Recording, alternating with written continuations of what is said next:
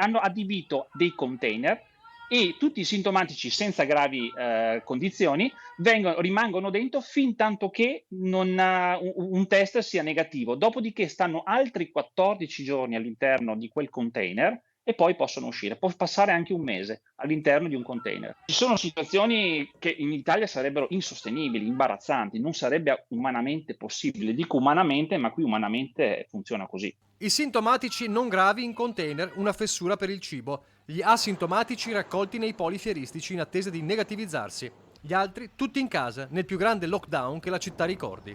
Cronache dalla Shanghai deserta.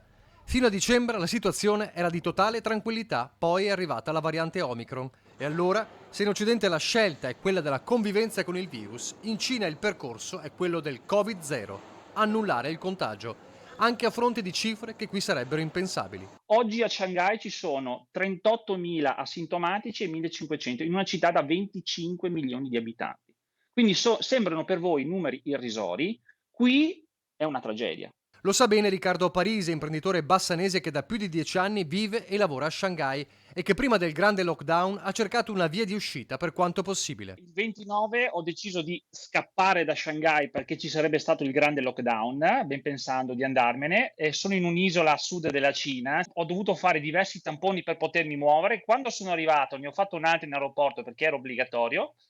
E in quel momento hanno scoperto che nei giorni precedenti c'era un caso, e ci hanno portato in un Covid hotel. Noi siamo chiusi in un Covid hotel dal 29 scorso. Qui la regola è che ognuno è in una stanza. Volevano separarmi da mia moglie che è incinta, al che ho dovuto litigare per convincerli a tenerci assieme. C'era un'altra coppia, un'altra famiglia di italiani, papà, mamma e bambino di 12 anni, e volevano mettere il bambino di 12 anni in stanza da solo. Mentalità occidentale in un paese orientale, ci vuole molta flessibilità, racconta Parisi, che spiega anche il perché della decisione drastica dettata anche dall'alta densità della città.